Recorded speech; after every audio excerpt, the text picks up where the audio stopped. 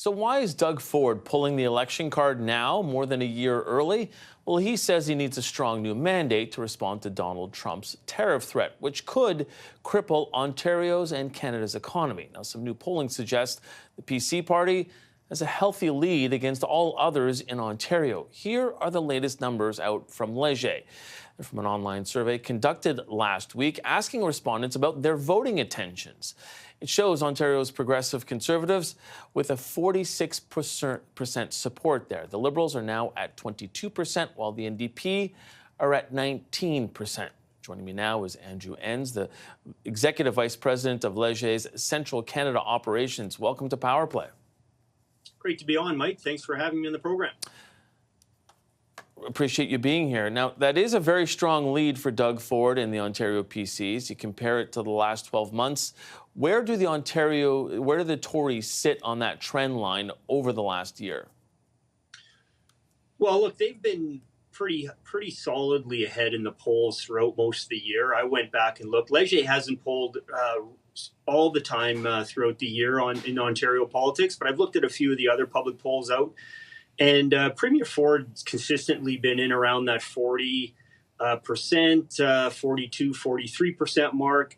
Granted, I think our polls got him a bit higher at 46, and the opposition parties have been down in around the either high 20s, high teens, low 20s, pretty much the duration of the year. So, I think if anything, our poll shows a little bit of a tick up with Premier Ford, going into into 2025, but still pretty solid numbers.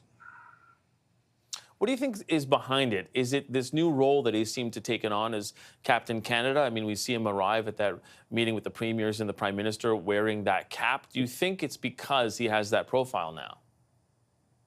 We didn't ask specifically the question, but I suspect some of that has been driving this.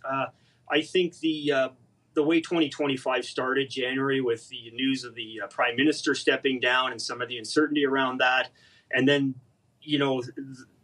President Trump sort of doubling down on I'm going to buy Canada, or Canada should join the U.S. And quite frankly, Premier Ford was one of the premiers that was out, I would suggest, early, fairly coherently, and he's been fairly consistent in terms of his ability to sort of, premiers have come in as well, but he's always been consistently sort of, I wouldn't necessarily leading that charge, but he's been at the forefront of that charge pretty much from day one, and I don't think it's hurt his reputation. Yeah, and I was digging into some of your numbers there. Metro Toronto, the only region where any party comes close to the PCs. What do you see happening there? Well, look, I mean, the PCs are in a very strong situation. I think in Metro, look, there's going to be some very closely contested seats, but I think the opposition parties are going to make a bit of hay in Toronto.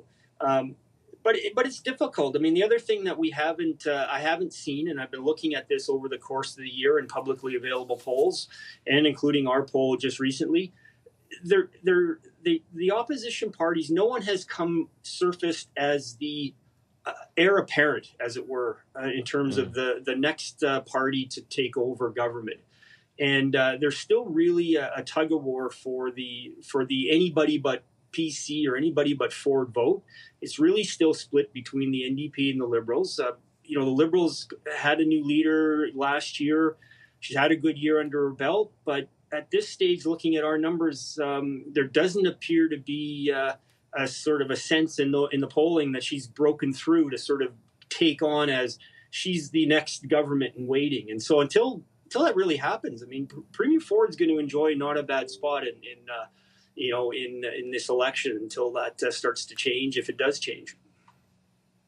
I've only got about 30 seconds left, but when I was looking at the pressing issues that Ontarians are talking about, they talked about the cost of living being the most important. Further down the list is Donald Trump's threat of tariffs. Yet Doug Ford is saying that he needs this election to be on that ballot box issue, his strong majority to go up against Donald Trump. Do you think that voters could punish Ford for that? Well, look, I think that is a little bit of the risk. To be honest, I do think that the issues that voters have still that are really more pressing for them is the affordability. Whether it's housing, gasoline prices, you name it, things aren't getting cheaper out there. You know that, and so I do think that the specter of the U.S. situation is important, and it has captured people's attention. I think that the trick and the challenge will be for Mr. Ford to maybe tie those threats of tariffs back to affordability, back to job security and the growth of the economy, and make that a slightly broader argument and still keep it a bit focused on Trump. And I'm sure Mr. Trump will be saying things over the course of the election to help keep things focused. But you're right. You're right to pick up on that for sure, Mike. Okay, unfortunately, we're going to have to leave it there. Andrew Enns, the Executive Vice President of Leger's Central Canada Operations. Thanks so much for this. Appreciate the time. Thank you.